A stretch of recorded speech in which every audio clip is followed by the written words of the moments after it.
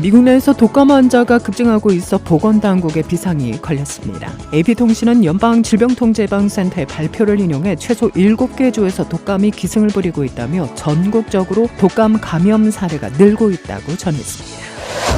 시카고 한 회사가 이주민과 무주택자 모두를 보호할 수 있는 솔루션인 마이크로홈을 추진 중입니다. 소비자 안전단체 워치가 최근 10가지 최악의 장난감 리스트를 공개하며 연말연시 부모들에게 주의를 당부했습니다. 미국에서 부동산 거래 시 셀러, 즉 판매자가 커미션 6%로 모두 내는 현재의 관행이 머지않아 전면 변경될 것으로 보입니다. 지미 카터 전 대통령은 지난 19일 부인 로잘린 여사가 별세하면서 77년간 해로한 동반자 없이 인생의 마지막 장을 맞이하게 됐습니다. 일리노이 한인사회의 청소년들을 위한 미주한인 이민사 교재가 발간을 앞두고 있는데요. 현재 집필위원으로 활동 중인 시카고 한국학교 고은경 교감을 만나 집필 진행 상황에 대한 정보를 나눠봤습니다. 챗 GPT의 개발사인 오픈 AI 최고 경영자직에서 전격 해임된 샘 올트먼이 마이크로소프트에 합류할 것으로 보입니다. 이상 오늘의 주요 뉴스입니다. KBS 모닝 포커스 데일리 뉴스는 최신 학문과 기술 연마를 통해 최상의 치료로 보답하는 김광수 측과 모든 보험을 원스톱으로 해결해드립니다. 한인사회를 위한 박상화 종합보험. 시대가 변하고 세월이 흘러도 영신이 추구하는 정신은 변하지 않습니다. 최고의 상품으로 소비자의 행복을 책임지는 영신건강. 혈액을 맑게 합니다. 성경을 바탕으로 만들어진 20년 전통의 유태인 코셔 인증 특수영양제 M3 제공으로 함께합니다.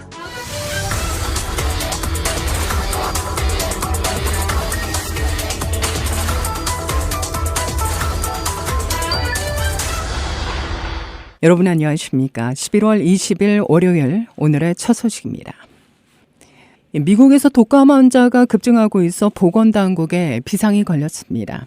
27일 AP통신은 연방질병통제예방센터의 발표를 인용해 최소 7개 주에서 독감이 기승을 부리고 있다며 전국적으로 독감 감염 사례가 늘고 있다고 전했는데요. 지난주 기준으로 독감 바이러스가 가장 활발한 활동을 보인 주는 루이지애나입니다. 그 외 알라바마와 플로리다, 조지아, 미시시피, 뉴멕시코, 사우스캐롤라이나 주에서도 감염률이 높게 나타나는데요. 아울러 보건당국이 이달 초 독감 유행지로 발표한 미국령 푸에르토리코와 워싱턴 DC에서도 환자가 속출했습니다. 또 뉴욕주 뉴욕시, 아칸소, 캘리포니아, 메릴랜드, 뉴저지, 노스캐롤라이나, 테네시, 텍사스 등에서도 독감 환자가 증가세를 보이고 있는데요. 밴더빌트 대학 메디컬 센터의 감염병 전문가 윌리엄 셰프너 박사는 작년에 이어 올해도 예년보다 빨리 독감 시즌이 시작됐다고 말했습니다. AP통신은 일반적으로 겨울 독감 시즌은 12월부터 1월 사이에 절정에 이른다며 그러나 지난해에는 10월부터 올해는 11월부터 유행이 시작됐다고 설명했습니다. CDC는 올 가을 이후 독감에 걸린 환자 수는 최소 78만 명, 이 가운데 최소 8천 명이 입원 치료를 받고 어린이 최소 1명을 포함해 최소 490명이 사망한 것으로 추산했습니다. 시카고 한 회사가 이주민과 무주택자 모두를 보호할 수 있는 솔루션인 마이크로홈을 추진 중입니다. 이 계획은 겨울이 다가오면서 수천 명의 이주민과 무주택자에게는 주택과 쉼터가 부족한 상태에서 주목됩니다. 인히어런트 홈즈에 따르면 이 초소형 주택은 보도와 고가도로 아래 텐트를 대체할 수 있는 프로토타입을 개발해 론덜 시설에 빠르게 지을 수 있다는 것이 장점입니다. 이 회사의 CEO 팀 스와스는 악세오스에 새로운 마이크로홈은 80평방피트의 크기로 최대 6명이 거주할 수 있다며 여기에는 다락방, 침대, 5피트가 넘는 머리 공간, 퇴비와 화장실이 포함되어 있다고 말했습니다. 아울러 이 집에는 난방 시스템과 신선한 공기를 위한 시스템도 있는데요. 다만 수돗물이나 주방 가전제품은 없습니다. 한 채당 가격은 $20,000로 알려집니다. 이 업체는 프로토타입의 경우 자선단체의 기금에 의존하고 있지만 도시에 판매할 수 있기를 희망하고 있다고 악시오스는 전했습니다. 소비자 안전단체 워치가 최근 10가지 최악의 장난감 리스트를 공개하고 연말연시 부모들에게 주의를 당부했는데요. 어린이 손에 있어서는 안 된다고 경고합니다. 이번 발표에 따르면 해당 목록에는 눈 부상을 일으킬 수 있는 장난감 무기, 잠재적으로 유아 질식을 초래할 수 있는 봉제 베개 장난감, 삼켰을 때 질식을 야기할 수 있는 오비즈 시즈 레인보우와 같은 물 구슬 등이 포함됩니다. 보스턴에 본사를 둔 이 단체는 리콜, 부상 등 올해 판매된 장난감에서 발견된 다양한 잠재적 위험 요소를 고려할 때 장난감이 가장 많이 팔리는 연말연시 시즌, 장난감의 안전은 여전히 중요한 관심사라며 여러 장난감들이 재미와 오락을 위한 것이지만 어린이를 불필요하게 위험에 빠뜨릴 수 있는 숨겨진 위험이 포함되어 있다고 말했습니다. 워치는 어린이 장난감 설계와 제조, 마케팅에서 안전을 최우선 과제로 삼아 안전하지 않은 장난감이 시장을 오염시키는 것을 막는 것이 시급하다며 위험한 장난감을 시장에서 제거하기 위한 조치가 지연될 경우 어린이의 생명을 위협할 수 있다고 강조했습니다.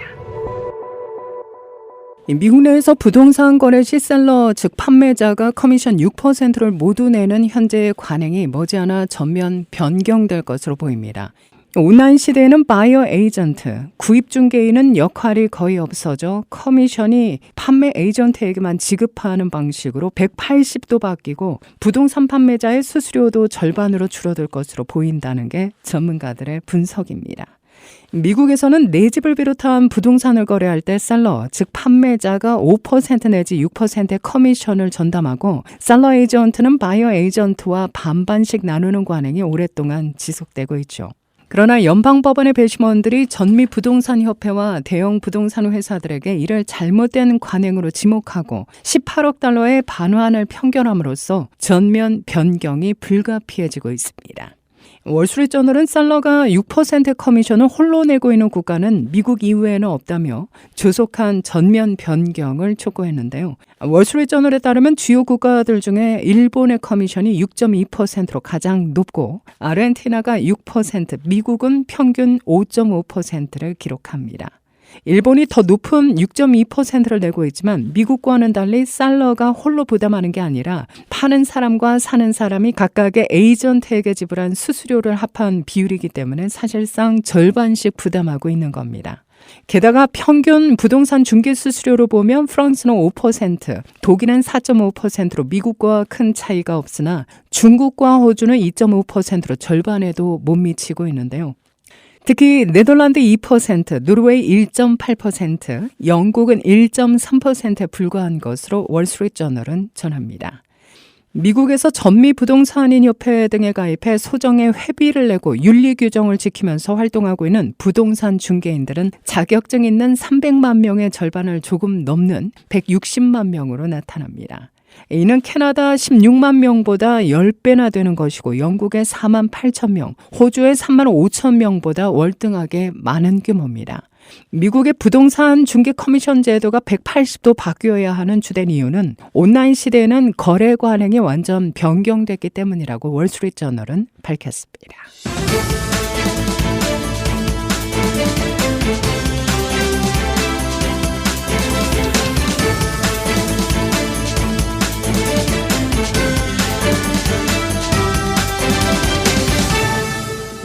일리노이 한인사회의 청소년들을 위한 미주한인 이민사 교재가 발간을 앞두고 있죠.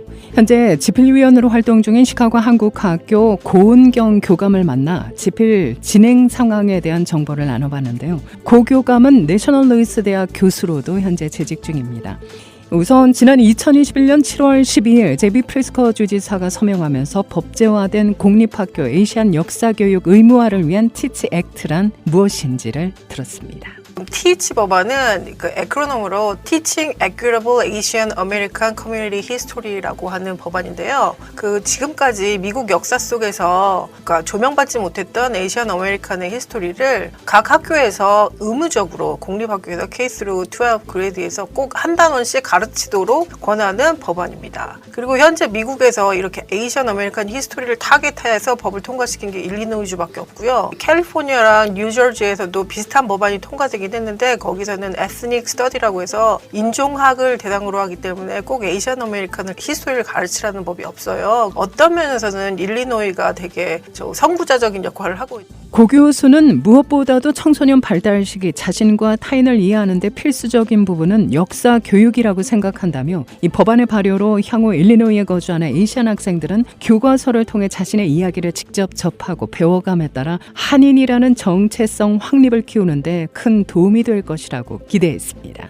하지만 2022년 1월 발효 이래 이렇다 할 시행령이 확립되지 않은 상태로 애초 꾸려질 계획이었던 정부 차원의 실무단이 제 역할을 하지 못하는 등의 난항을 겪고 있는데요. 이거를 하는 게 중요하다고 먼저 이야기를 냈고 이제 법안을 통과시킨 거라 자세한 시행령이 아직 준비가 안 돼 있어요. 2021년도에 통과시키면서 2022년도 학기부터 공립학교에서 가르쳐라. 아직 많이 교재도 부족하고 교사 연수도 부족하고 어떤 부분에서 이런 수업을 해야 할지 모르는 경우가 많아서 아직도 약간 난항을 겪고 있어요. 일리노이 스테이트 보드 오브 에듀케이션에 그 담당자한테 물어봤어요. 지금 진행 상황 어떻게 되는지. 그러니까 본인들도 일단은 지금 지켜보고 우수 사례들이 있으면 우리 이렇게 하면 되겠구나. 우수 사례를 나누려고 지금 많이 자료 데이터를 수집하는 중이래요. 일단 각 학군의 재량에 맡겨져 각자가 시행의 주체가 된 에이시안 커뮤니티들은 자체적인 관련 활동에 분주합니다. 많은 커뮤니티에서 어떤 일을 했냐 하면 자료도 수집하고 가능한 교사 연수도 제공하고 미국에 있는 지역 단체 중에 에이시안 아메리칸 어드밴싱 저스티스라고 하는 오가니제이션이 있어요. 근데 특히 그 시카고 챕터에서 이 티치 액트를 통과시키는 데 가장 중요한 역할을 하기도 했고요. 거기서가 지금 티치 액트의 허브 역할을 하면서 에스닉 그룹에서 개발하고 있는 교육 자료라든가 아니면 교사 연수 기회라든가 이런 걸 홈페이지에 다 모아놔서 대성해서 거기서 들어가 보면 이제 자료도 볼 수 있고. 한인사회에서는 미 중서부한국학교협의회가 지난해 2월부터 청소년 한인 이민사 교재 편찬을 진행 중인데요. 주요 집필자로도 활동 중인 고 교수는 현재 현장 및 역사 감수를 포함 모든 작업이 마무리 단계에 있다며 내년 2월 발간 및 배포를 기대했습니다. 역사 내용을 전문적으로 다루시는 분들이 내용을 감수해 주시고요. 지금 한글학교에 계신 선생님들 중에 몇 분이 이 교재를 현장 감수하고 계세요. 과연 접목이 가능한지 그것도 보고 그 이민사긴 하지만 한국 애들만 위한 게 아니라 이게 공립학교에도 들어갈 수 있게 한영으로 병기해서 교재를 쓰고 있어요. 이 내용이 다 나오면 1월부터 이제 한인 커뮤니티에 다니면서 우리 이거를 더 많이 만들고 그러니까 한 번 나왔다고 이게 끝이 아니고 계속 재편찬하고 이런 작업이 들어가니까 그러면 펀드레이징도 하고 그러면 더 수준 높은 자료가 되지 않을까. 그리고 제가 이걸 준비하면서 느낀 게 뭐냐면 일본 커뮤니티에서는 교수 자료가 비디오만 해도 영화 수준으로 나와요. 그리고 온라인으로 애들이 액티비티 할 수 있는 게 나오고 자료가 나오고 막 이러니까 그래서 저희도 우리가 못하는 게 아니잖아요. 그런 지원이 지역사회에서 있게 되면 저희도 수준 높은 자료를 만들 수 있겠다. 그런 도움 부탁드리고 싶습니다. 지금 집필을 하는데 주요 타겟은 한글학교 한 7, 8학년 그 위에 고급반 수준에 있는 애들이 배울 수 있는 내용을 하고 또 사실 지금 가능하면 지역 커뮤니티 센터나 아니면 티치액트에 관심이 많은 주변 고등학교들 있거든요. 거기서 투입해가지고 이게 활용 가능하다 아니면 이런 식으로 수정 보완하면 좋겠다라고 두 번째 인쇄에 나갈 때는 공립학교를 타겟해서 구체적인 자료랑 아니면 온라인 리소스 같은 것 같이 포함해서 보급할 계획입니다. 교재에 수록된 내용을 살펴볼까요? 미주 한인 이민 역사 120주년이라는 시기와 맞물려 기획된 프로젝트인 만큼 교재의 첫 단원은 하와이에 도착한 한인 이주민들의 역사에서부터 시작됩니다. 사진 신부와 전쟁 신부, 입양아 등 한인 이주민들의 미국 정착 계기와 또 삶의 터전 형성 과정 등을 담은 시대별 역사와 일기 형식의 글이 인물과 사건 중심으로 조명됩니다. 이외에도 여러 여행지를 통해 선조들이 어떻게 살아왔는지를 직접 보고 배울 수 있을 것으로 기대되고 있는데요. 교재의 기획 방향에 대해서도 물었습니다. 티치 액트가 통과하면서 어떻게 보면 저희들한테 좋은 어퍼튜니티가 온 것 같고요. 그 내용을 지금 어떻게 보면 아주 예전부터 교회는 각 지역사회의 커뮤니티를 구성하는 모든 사람들에게 정말 선한 영향력을 끼치면서 왔잖아요. 한글학교에서 그런 한국계 미국인을 위한 내용들을 가르쳐주고 얘네들이 이제 퓨처 제너레이션으로 나도 이 세상의 주인이구나 라는 게 좀 더 강하게 바탕을 줄 수 있을 것 같아요. 현재 편집 및 디자인 작업이 활발히 진행 중인 이 교재의 감수는 역사학 전문 정가현, 안서연 교수가 맡아 진행 중입니다.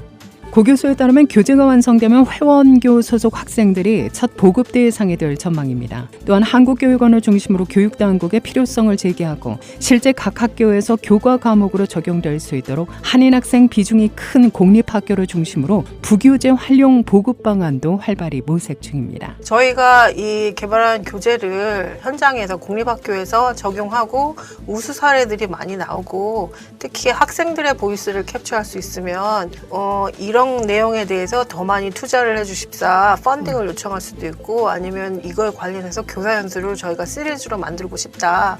내가 이걸 배웠더니 이런 거를 알게 돼서 너무 좋고 아니면 이걸 배웠더니 앞으로는 이런 걸 하고 싶다라는 이렇게 학생들의 피드백을 모아서 일리노이 보드 오브 에듀케이션 거기 가서 우리 교재로 이렇게 배웠더니 애들이 이런 정체성이 생기더라. 펀딩을 지원해 주셔도 되고 아니면 하실 수 있는 뭐 도움을 줄 수도 있는데 우리가 이걸 갖고서 요렇게까지 했는데 스테이트 보드 오브 에듀케이션 어떻게 해주실 수 있겠어요? 라고 해서 지금 저희 생각에는 이 법안을 최초로 제안했던 제니퍼 공거슈위츠 의원이나 아니면 더 스테이트 보드 오브 에듀케이션 티치 액트 담당자와 만나서 이 내용을 좀 오피셜리 만남을 지금 이제 좀 주선해 보고 있는 중이에요. 이런 티치 액트를 통해서 애들이 자신이 자기 조상이 걸어온 길과 앞으로 갈 길을 조명하면서 더 건강하게 미국 사회에 뿌리내리고 잘할 수 있도록 많은 관심과 응원 부탁드리겠습니다. 감사합니다.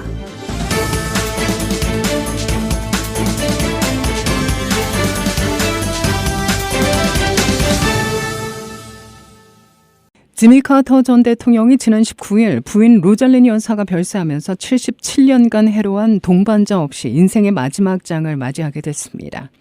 뉴욕타임스 등에 따르면 두 사람은 그간 조지아주의 고향이자 작은 마을인 이 플레인스의 자택에서 나란히 호스피스 돌봄을 받아왔다고 하는데요.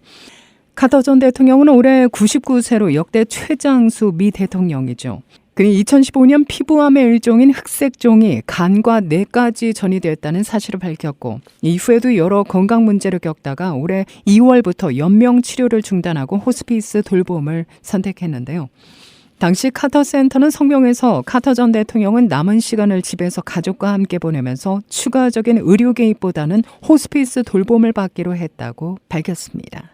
이어 3살 아래인 로잘린 여사도 지난 5월 치매 진단을 받고 이달 17일 호스피스 돌봄을 받기 시작하면서 부부는 나란히 집에서 생애 마지막 단계를 차분하게 준비해 왔는데요. 그러다 로잘린 여사가 이틀 만인 19일 세상을 떠나면서 이제 카터 전 대통령은 77년 동안 한결같이 곁을 지켰던 동반자 없이 남은 생을 마주하게 됐습니다.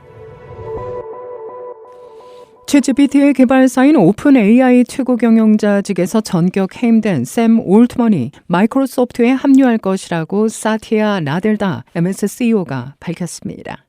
나델다 MS CEO는 오늘 자신의 X 계정에 올트먼 전 CEO와 올트먼 해임 후 회사를 떠난 공동 창업자 그레그 브룩먼이 MS에 합류해 새로운 첨단 AI 연구팀을 이끌게 될 것이라고 말했는데요. 챗GPT의 아버지로 불리는 올트먼은 지난 17일 이사회에서 솔직하지 못한 소통 등을 이유로 전격 해임됐죠. 해임 뒤 오픈 AI 본사에서 경영진과 만난 것으로 전해지면서 복귀 가능성이 거론되기도 했으나 오픈 AI 측은 결국 동영상 스트리밍 플랫폼인 트위치 공동 창업자인 MS CEO가 임시 CEO를 맡을 예정이라고 밝혔습니다. 아르헨티나 차기 대통령의 극우 성향 하비에르 밀레이 후보가 당선되면서 아르헨티나 통화가 페소에서 달러로 바뀔지 주목됩니다. 어제 AP통신과 CNN 등에 따르면 아르헨티나 대선 결선 투표 개표가 99.4% 진행된 가운데 밀레이 후보가 55.7% 득표하면서 당선이 확정됐는데요. 정치적 아웃사이더이자 극우 경제학자 출신인 밀레이 후보가 아르헨티나 달러화를 주요 공약으로 내걸었던 만큼 아르헨티나 경제는 한 번도 가지 않은 마지막 영역에 들어서게 된 겁니다. 밀레이 후보는 대선 과정에서 페소는 아르헨티나 정치인들이 만든 쓰레기라며 자신이 당선되면 아르헨티나 통화를 달러로 전환하겠다고 공약했습니다. 날씨입니다. 오늘 오전 잠시 햇살 보이다 오후 들어 구름의 양이 많아지겠는데요. 한낮 40도 중반대 날씨 보이겠고요. 곳에 따라 최대 25마일의 강풍이 불 것으로 예보됩니다. 늦은 오후 들어서 소나기 소식 전해지고 있는데요. 이 비는 내일까지 쭉 이어질 것으로 예상돼 많은 양의 강우량이 전망됩니다. 오늘 낮 최고 기온 46도, 밤 최저 기온은 43도, 화요일인 내일 낮 최고 기온 45도, 밤 최저 35도입니다. 이 시각 기온은 46도, 습도는 70%, 바람은 동풍이 10마일의 속도로 불고 있습니다. 이상으로 데일리 뉴스를 마칩니다. 진행의 김수현이었습니다. 오늘도 하나님의 큰 위로와 축복이 함께하기를 소망합니다.